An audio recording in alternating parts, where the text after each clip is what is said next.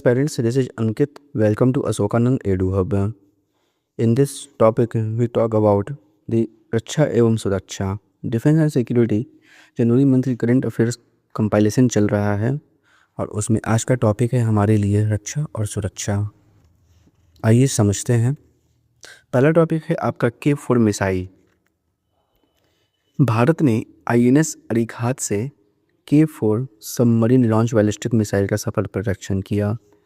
INS Arighat भारतीय नौसेना की अरिहंत श्रेणी की दूसरी स्वदेशी रूप से निर्मित परमाणु संचालित बैलिस्टिक मिसाइल पनडुब्बी है। K4 मिसाइल के बारे में, K4 मतलब कलाम 4 एक स्वदेशी रूप से विकसित परमाणु क्षमता युक्त मध्यम दूरी की पनडुब्बी प्रक्षेपित बैलिस्टिक मिसाइल है, जिसे रक्षा अनुसंधान एवं विकास संगठन, जिसे हम DRDO कहते हैं, द्वारा निर्मित किया गया है। इसे अरिहंत श्रेणी की परमाणु संचालित बैलिस्टिक मिसाइल पनडुब्बियों जैसे INS अरिहंत और INS अरिघात पर तैनात किया जाता है। इसकी रेंज 3500 किलोमीटर, जिसे हिंद महासागर क्षेत्र से गहराई तक प्रहार की क्षमता मिलती है। अगला है INS वागसीर। राष्ट्रपति द्रौपदी मुर्मू कर्नाटक के तट पर INS वागसीर पर सवार हुई और पनडुब्बी में यात्रा करने वाली दूसरी भारतीय राष्ट्रपति बन गई हैं। APJ अब्दुल कलाम वर्ष 2006 में पनडुब्बी में यात्रा करने वाले पहले भारतीय राष्ट्राध्यक्ष बने, जब उन्होंने INS सिंधु रक्षक से यात्रा की थी। ध्यान दीजिएगा, डिफेंस टॉपिक एग्जाम में इम्पॉर्टेंट हो जाता है और इसके लिए आपके लिए क्या बोला जाए कि स्टेटमेंट वाइज क्वेश्चन में बना सकता है और आपको फंसा सकता है। तो अब ध्यान दीजिएगा, INS सिंधु रक्षक से अब्दुल कलाम ने यात्रा की थी 2006 में और INS वागसीर से तो दूसरी यात्रा करने वाली जो है वह राष्ट्रपति द्रौपदी मुर्मू जी बन गई हैं। INS वागसीर के बारे में, INS वागसीर भारतीय नौसेना की प्रोजेक्ट 75 के तहत शामिल की गई कलवरी श्रेणी स्कॉर्पियन श्रेणी पनडुब्बियों के पहले बैच की छठी और अंतिम पनडुब्बी है। 15 जनवरी 2025 को प्रारंभ हुआ था। इसका नाम गहन समुद्र में पाई जाने वाली घातक शिकारी मछली सैंडफिश के नाम पर रखा गया है। इसका निर्माण फ्रांसीसी प्रौद्योगिकी हस्तांतरण के साथ Mazagon dock ship builders limited द्वारा किया गया है।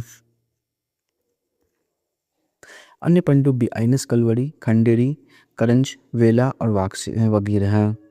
अगला है आपका Pinaka multiple rocket launch system. Pinaka multiple rocket launch system. DRDO ने पिनाका लॉन्चर से 120 किलोमीटर की मारक क्षमता वाले लॉन्ग रेंज गाइडेड रॉकेट का सफल परीक्षण किया, जो भारत की लंबी दूरी की तोपों की क्षमता में वृद्धि करता है। Pinaka multiple rocket launch system के बारे में, यह एक अप्रत्यक्ष क्षेत्रीय रॉकेट फायर प्रणाली है, जिसे शत्रु के विस्तृत क्षेत्रीय लक्ष्यों पर कम समय में उच्च आयतन का रॉकेट फायर प्रदान करने के लिए विकसित किया गया है। विकसित करता है। यह प्रणाली DRDO की आयुध अनुसंधान एवं विकास स्थापना द्वारा अन्य प्रयोगशालाओं के सहयोग से स्वदेशी रूप से विकसित की गई है। ध्यान दीजिएगा।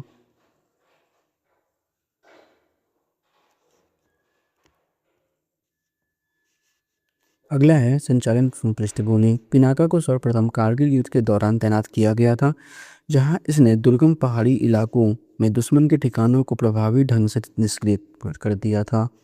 फायर की क्षमता एवं विन्यास, प्रत्येक लॉन्चर में 12 रॉकेट होते हैं और एक मानक बैटरी में 6 लॉन्चर होते हैं, जिसमें कम से कम समय में 72 रॉकेट दागे जा सकते हैं। मारक क्षमता एवं सटीकता। इस प्रणाली की मारक क्षमता 60 से 75 किलोमीटर है, जबकि निर्देशित संस्करण सटीक लक्ष्यकरण के लिए INS GPS नेविगेशन का उपयोग करते हैं। हाल ही में परीक्षण की गई LRGR 126 की मारक क्षमता 126 किलोमीटर तक बढ़ जाती है। अगला जो न्यूज़ है आपके लिए वह है आपका सुदर्शन चक्र पहल है। सुदर्शन चक्र पहल क्या है? सुदर्शन चक्र इनिशिएटिव। केंद्रीय रक्षा मंत्री राजनाथ सिंह ने सुदर्शन चक्र पहल में DRDO की महत्वपूर्ण भूमिका पर प्रकाश डाला। सुदर्शन चक्र पहल के बारे में, सुदर्शन चक्र पहल का उद्देश्य भारत के महत्वपूर्ण बुनियादी ढांचों और सैन्य संपत्तियों को व्यापक हवाई सुरक्षा प्रदान करना है। यह पहल उन्नत हवाई रक्षा प्रणालियों पर केंद्रित होगी, जिससे देश उभरते हवाई खतरों के विरुद्ध बेहतर रूप से तैयार रह सके। इसका लक्ष्य वर्ष 2035 तक स्वदेशी रक्षा प्रणाली विकसित करना है, ताकि शत्रु के हमलों को अप्रभावी किया जा सके तथा प्रभावी ढंग से जवाबी कार्रवाई की जा सके। कवरेज अस्पतालों, रेलवे, धार्मिक केंद्रों और अन्य महत्वपूर्ण बुनियादी ढांचे सहित रणनीतिक तथा नागरिक क्षेत्र। प्रेरणा भगवान कृष्ण के सुदर्शन चक्र के नाम पर रखा गया, जो एक सुरक्षा कवच का प्रतीक है। समय सीमा 2035 तक पूर्ण परिचालन क्षमता प्राप्त करना है।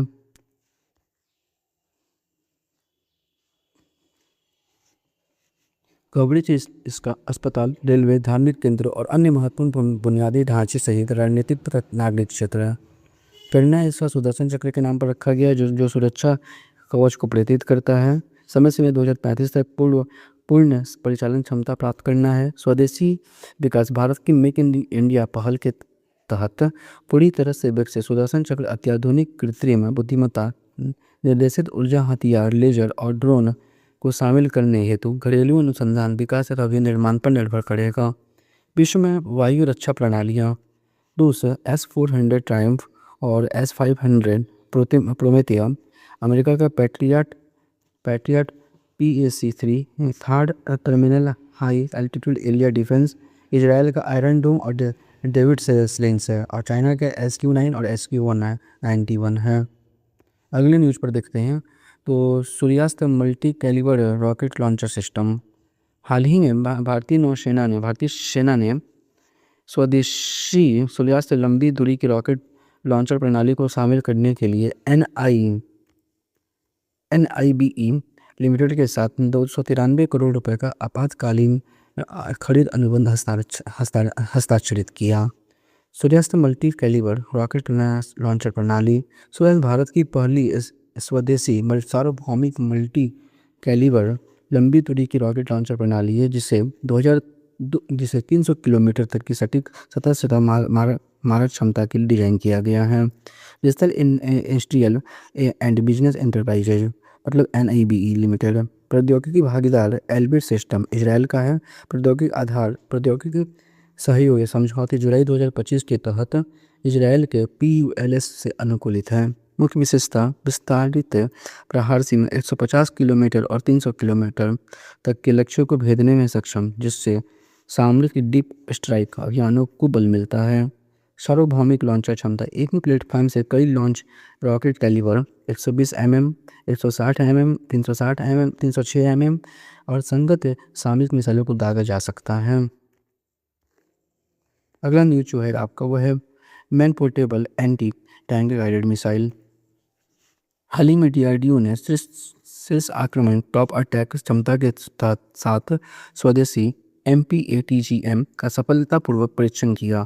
Man portable anti tank guided missile के बारे में, यह तीसरी पीढ़ी की फायर एंड फॉरवर्ड मिसाइल प्रणाली है। उद्देश्य विविध युद्ध क्षेत्र परिस्थितियों में आधुनिक मुख्य युद्धक टैंकों को नष्ट करने के लिए डिजाइन की गई है। क्षमता इसकी सटीकता, गतिशीलता और उन्नत खोज तकनीक के माध्यम से थल सेना की एंटी आर्मर क्षमता को बढ़ाती है। विकसित करता रक्षा अनुसंधान एवं विकास संगठन द्वारा स्वदेशी रूप से डिजाइन और विकसित की गई है। मुख्य विशेषता संचालन क्षमता, एडवांस साइटिंग और फायर कंट्रोल सिस्टम के साथ दिन एवं रात में संचालन योग्य है। मारक दूरी 2.5 किलोमीटर तक है। प्रक्षेपण लचीलापन ट्राइपॉड या व्हीकल लॉन्चर से भी प्रक्षेपित की जा सकती है। चलते हैं अगले न्यूज़ पर। अगला न्यूज़ है आपका भैरव बटालियन। आइए देखते हैं भैरव बटालियन क्या है। तो पहली बार भैरव बटालियन 15 जनवरी 2026 को राजस्थान के जयपुर में आयोजित 78वें सीमा दिवस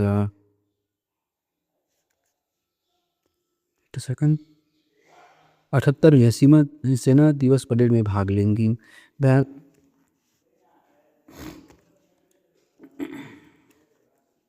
भैरव बटालियन के बारे में प्रकार लाइट कमांडो स्पेशल फोर्सेस प्रकार की बटालियन है, जिन्हें सेना के आधुनिकीकरण के तहत 2025 में गठित किया गया।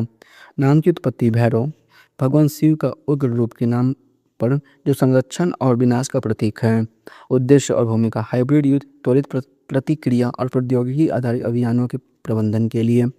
एलिट पैरा स्पेशल फोर्सेज और नियमित थल सेना के बीच की कमी को पूरा करती है। तत्काल उच्च गति आक्रामक कार्रवाई के लिए डिजाइन की गई है। अल्प सूचना पर तैनाती के साथ सामरिक मिशनों पर केंद्रित है। संरचना और संयोजन आकार प्रत्येक इकाई में लगभग 200 से 250 सैनिकों की कॉम्पैक्ट इकाइयाँ। ठीक है। वर्तमान स्थिति संवेदनशील सीमाओं जैसे राजस्थान, मरुस्थल, जम्मू, लद्दाख, पूर्वोत्तर आदि पर 15 बटालियनों गठित और तैनात है। शीघ्र ही 25 बटालियनों पर विस्तार की आगे की योजना बनी हुई है। चलते हैं अगले न्यूज़ पर।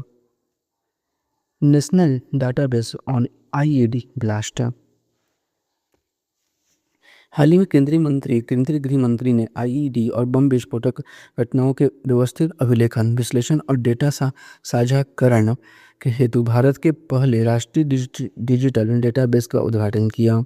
राष्ट्रीय तत्कालिक विस्फोटक उपकरण डेटा प्रबंधन प्रणाली परिचय NIDMS एक सुरक्षित केंद्रीकृत डिजिटल मंच है जिसे वर्ष 1999 में भारत में हुए बम विस्फोटकों और आईईडी घटनाओं की डाटा को संकलित और विश्लेषित करने के लिए विकसित किया गया है। उद्देश्य डाटा आधारित खुफिया जानकारी और अंतर एजेंसी समन्वय के माध्यम से आतंकवाद रोधी जांच को सुदृढ़ करना। नोडल एजेंसी NSG NIDMS की एक नोडल एजेंसी है। NSG पोस्ट ब्लास्ट विश्लेषण और तकनीकी आकलन के लिए प्रमुख बल के रूप में कार्य करता है। इसका मुख्यालय NSG की मुख्यालय बात कर लें तो गैरिसन मानसर हरियाणा में है। पहुंच का राज्य पुलिस, केंद्रीय सशस्त्र पुलिस बल जिसे CAPF कहते हैं तथा अन्य आरोग्य के जांच एजेंसियां गृह मंत्रालय के अंतर्गत शामिल हैं। ठीक है। चलिए अगले न्यूज़ की तरफ चलते हैं। भारतीय नौसेना के नौकायान पोत INS कौंडिल्या।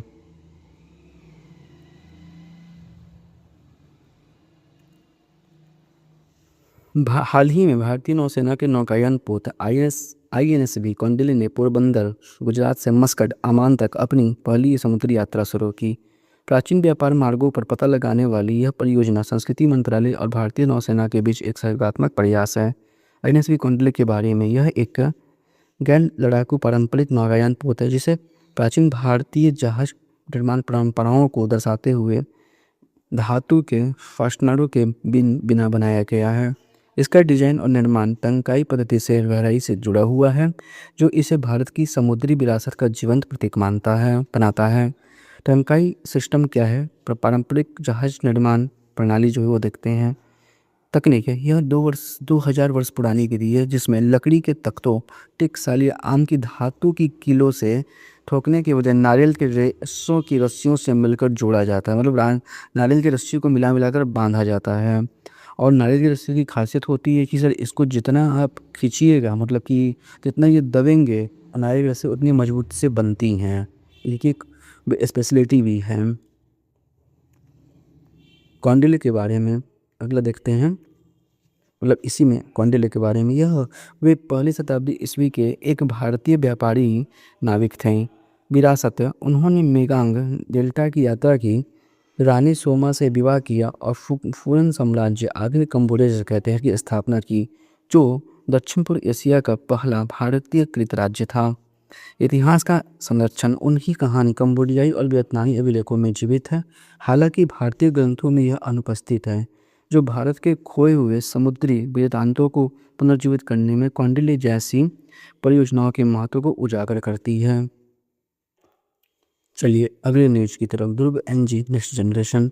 हाल ही में हिंदुस्तान एरोनॉटिक्स लिमिटेड HAL ने ध्रुव NG की पहली सफल उड़ान का संचालन किया। ध्रुव NG के बारे में। ध्रुव NG हल्के उन्नत हेलीकॉप्टर ध्रुव का स्वदेशी रूप से उन्नत नागरिक संस्करण है जिसे समकालीन वैश्विक नागरिक उन्नयन, सुरक्षा, प्रदर्शन मानकों को पूरा करने के लिए डिजाइन किया गया है। तकनीकी संरचना यह 5.5 टन वर्ग का 2 इंजन वाला भूमिका वाला हेलीकॉप्टर है।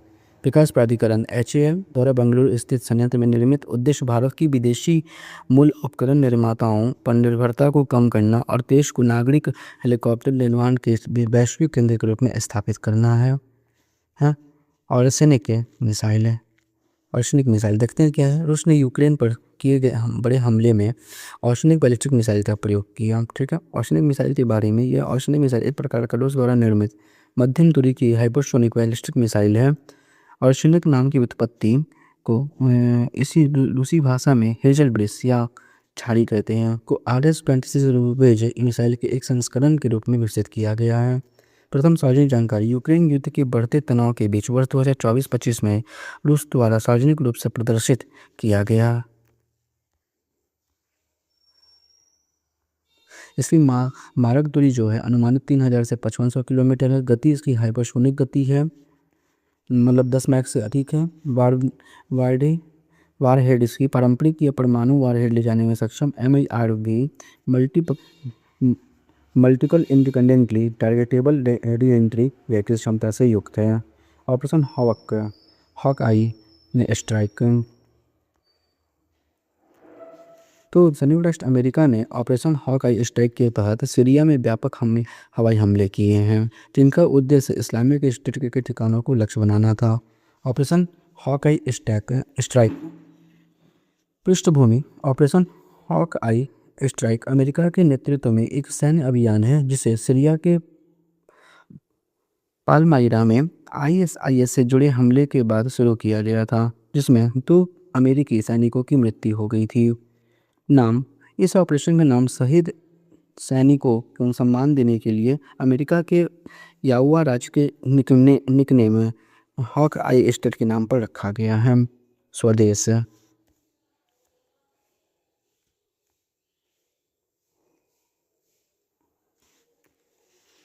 अच्छा, DRDO ने स्वदेश नामक एक पोर्टेबल जल विलवनीकरण उपकरण विकसित किया है। ठीक है, उसका उद्देश्य है कि मैदान में तैनात सैनिकों के एक छोटे समूह की पेयजल आवश्यकताओं को पूरा करना। उपकरण के बारे में। स्वदेश का पूर्ण रूप से सी वाटर डिसैलिनेशन सिस्टम है। स्वदेश एक पूर्ण रूप से सी वाटर डिसैलिनेशन सिस्टम है। इसे हाथ में संचालित किया जा सकता है और इंजन के माध्यम से चलाया जा सकता है। इसे जोधपुर स्थित रक्षा प्रयोगशालाओं द्वारा त्रिसेवा कमान टाइप कमांड सर्विस की आवश्यकताओं के अनुरूप विकसित किया गया है। इसका उपयोग नागरिक क्षेत्र में भी जल अभावग्रस्त इलाकों में किया जा सकता है। यह नौसैनिक अभियानों और तटीय प्रतिष्ठानों में समुद्री जल को शुद्ध करने के लिए उपयुक्त है। साथ ही आंतरिक क्षेत्रों में भी उपयोगी है, जैसे लद्दाख में चीन सीमा के निकट स्थित विशाल खारे पानी की झील पोंगसो वहाँ जहाँ बड़ी संख्या में सैनिक तैनात रहते हैं। तो ये आप पानी को मतलब क्या बोलते हैं उसको उसमें नमक की मात्रा को कम करके पी सकते हैं, इसका ये मतलब है। चलते हैं अगले न्यूज़ की तरफ। चलिए अगला न्यूज़ देखते हैं। इंडियन कोस्ट गार्ड शिप समुद्र प्रताप। केंद्रीय रक्षा मंत्री राजनाथ सिंह ने 5 जनवरी 2025 को गोवा में ICG के पहले स्वदेशी रूप से डिजाइन और निर्मित प्रदूषण नियंत्रण पोत समुद्र प्रताप को कमीशन किया। इस पोत के बारे में चलिए जो अगला न्यूज़ है हमारा वो है भारतीय तटरक्षक पोत समुद्र प्रताप के बारे में। तो केंद्रीय रक्षा मंत्री राजनाथ सिंह ने 5 जनवरी 2025 को गोवा में भारतीय तटरक्षक बल ICG के पहले स्वदेशी रूप से डिजाइन और निर्मित प्रदूषण नियंत्रण पोत समुद्र प्रताप को कमीशन किया। ई पोत के बारे में। यह पोत गोवा शिपयार्ड लिमिटेड द्वारा निर्मित किए जाने वाले 2 प्रदूषण नियंत्रणों पोतों में रहता है। 60% से अधिक स्वदेशी सामग्री के साथ यह भारत का पहला स्वदेशी रूप से डिजाइन किया गया प्रदूषण नियंत्रण पोत है, जो और अब तक भारतीय तटरक्षक बल के बेड़ों का सबसे बड़ा जहाज है। यह पोत प्रदूषण नियंत्रण, अग्निशमन, समुद्री सुरक्षा और पर्यावरण संरक्षण में भारतीय तटरक्षक बल की परिचालन क्षमता को उल्लेखनीय रूप से बढ़ाएगा। यह भारत के विस्तृत समुद्री क्षेत्रों में दीर्घकालिक निगरानी और प्रतिक्रिया अभियानों को संचालित करने की क्षमता को भी सुदृढ़ करेगा। प्रलय मिसाइल्स अगला खबर है आपका। तो रक्षा अनुसंधान एवं विकास संगठन जिसे DRDO कहते हैं ने 31 दिसंबर 2025 को उड़ीसा के तट पर एक लॉन्चर से त्वरित क्रम में 2 प्रलय मिसाइलों का सफल सैलो प्रक्षेपण किया। यह उड़ान परीक्षण उपयोगकर्ता मूल्यांकन परीक्षणों के अंतर्गत किया गया था। चांदीपुर स्थित एकीकृत परीक्षण रेंज द्वारा तैनात ट्रैकिंग सेंसरों के अनुसार दोनों मिसाइलों ने निर्धारित प्रक्षेप वक्र का अनुसरण किया और सभी उड़ान उद्देश्यों को सफलतापूर्वक पूरा किया। प्रलय मिसाइलों के बारे में, यह एक सतह से सतह पर मार करने वाली कम दूरी की बैलिस्टिक मिसाइल है जिसकी प्रहार क्षमता लगभग 150 किलोमीटर से 500 किलोमीटर तक ही है। यह विभिन्न लक्ष्यों के विरुद्ध अनेक प्रकार के वारहेड ले जाने में सक्षम है। यह स्वदेशी रूप से विकसित ठोस ईंधन आधारित अर्ध बैलिस्टिक मिसाइल है जिसमें अत्याधुनिक मार्गदर्शन और नेविगेशन प्रणाली का उपयोग किया है जिससे उच्च सटीकता सुनिश्चित होती है। सैन्य अभ्यास दोस्ती 17 एक्सरसाइज दोस्ती 17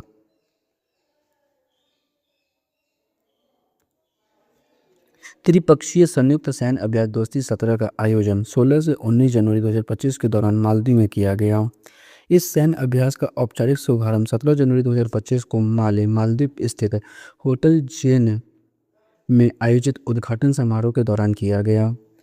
अभ्यास के बारे में उद्देश्य क्षेत्रीय तटरक्षक बलों के बीच समुद्री सहयोग और परिचालन समन्वय को सुदृढ़ करना।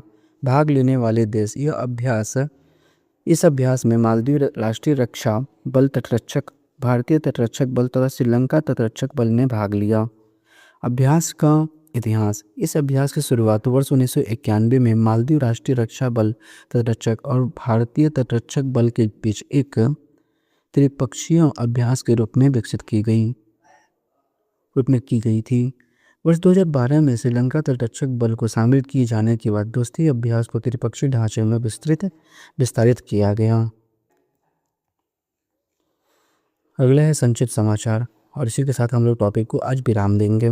तैमूर हथियार प्रणाली। पाकिस्तान हवाई सेना ने स्वदेशी रूप से विकसित तैमूर हथियार प्रणाली का सफल उड़ान परीक्षण किया है जो 600 किलोमीटर की दूरी तक लक्ष्य को भेदने में सक्षम है। भारतीय सेना ने वर्ष 2026 को नेटवर्किंग और डेटा सेंट्रिसिटी का वर्ष year of the networking and data centricity घोषित किया है। भारतीय सेना ने, ध्यान दीजिएगा, 2026 को year of networking and data centricity का वर्ष घोषित किया है। यह पहल कनेक्टिविटी, रियल टाइम निर्णय लेने की क्षमता और युद्ध प्रभावशीलता कॉम्बैट इफेक्टिवनेस को बढ़ाएगी जिससे भविष्य के लिए तैयार बल की सुदृढ़ता और गतिशीलता मजबूत होगी। ऑपरेशन प्रहार। पंजाब पुलिस ने राज्य को गैंगस्टर मुक्त बनाने के लिए गैंगस्टर नेटवर्क को ध्वस्त करने के लिए ऑपरेशन प्रहार शुरू किया गया है। कामलैक ऑपरेशन प्रहार पंजाब पुलिस के द्वारा गैंगस्टर मुक्त बनाने के लिए भारतीय सेना ने decoy integration management edition DIME platform launch किया। यह एक संपूर्ण सेना डिजिटल प्लेटफॉर्म है जो यूनिट से लेकर सेना मुख्यालय तक लॉजिस्टिक सुविधाओं को वस्तुओं की एक रियल टाइम दृश्यता प्रदान करता है। इस प्लेटफॉर्म को भारतीय सेना और भास्कराचार्य राष्ट्रीय अंतरिक्ष अनुप्रयोग एवं भू सूचना संस्थान ने संयुक्त रूप से विकसित किया है। समाचारों में रहे कुछ सैन्य अभ्यास हैं, उनको देख लेते हैं। एक जगह आपको डाटा मिल जाएगा जो आपको याद करने में और एग्जाम के लिए इम्पोर्टेंट रहेगा। आइए देखते हैं।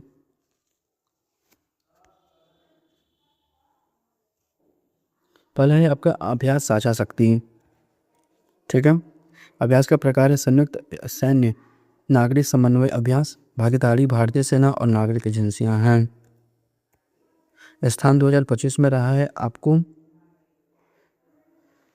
टीगी हिल्स रेंज, खड़की मिलिट्री स्टेशन, पुणे, भारत में। उद्देश्य फोकस है स्ट्रेटेजिक सुरक्षा और आपातकालीन परिस्थितियों के दौरान सैन्य नागरिक समन्वय और परिचालन तालमेल को सुदृढ़ करना।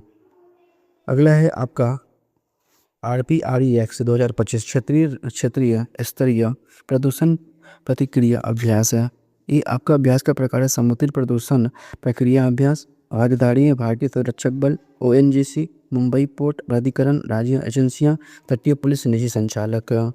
स्थान मुंबई तट के समीप अरब सागर में। उद्देश्य बड़े पैमाने पर समुद्री तेल दिशाओं की प्रतिक्रिया के लिए तैयारी और समन्वय की जांच करना। डेजर्ट साइक्लोन सेकंड द्विपक्षीय सैन्य अभ्यास है भारत और UAE के बीच में।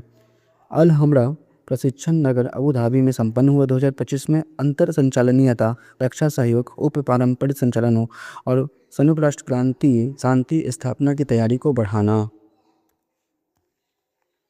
अगला है ब्रिक्स नौसैनिक अभ्यास 2025। ये आपका मल्टीलैटरल है, बहुपक्षीय नौसैनिक अभ्यास है, गैर संस्थागत है। चीन, रूस, ईरान, यूएई, दक्षिण अफ्रीका ये सब इसमें भाग लेते हैं। पर्यवेक्षक के रूप में ब्राज़ील, मिस्र, इथियोपिया और इंडोनेशिया। 2025 आपको हुआ था साइमंस टाउन, दक्षिण अफ्रीका में। प्रमुख नौवहन मार्गों और समुद्री आर्थिक गतिविधियों की सुरक्षा सुनिश्चित करना, इसमें भारत ने भाग नहीं लिया था, ध्यान दीजिएगा। ब्रिक्स नौसैनिक अभ्यास 2025 में। सागर मैत्री फिरते SM-5 बहुपक्षीय समुद्री विज्ञान और अनुसंधान पहल है। भारत में DRDO और नौसेना, हिंद महासागर और प्लस हिंद महासागर क्षेत्र के +8 देश है। और इस वाले लोकेशन है हिंद महासागर क्षेत्र, INS सागर धोनी से।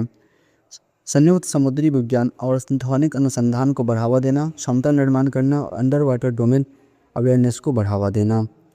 तो ठीक है, इसी के साथ आपका सिक्योरिटी, डिफेंस एंड सिक्योरिटी का टॉपिक ख़त्म होता है। अगर वीडियो अच्छी लगी हो तो वीडियो को ज़्यादा से ज़्यादा लाइक, शेयर और अपने दोस्तों के साथ सब्सक्राइब जरूर करें।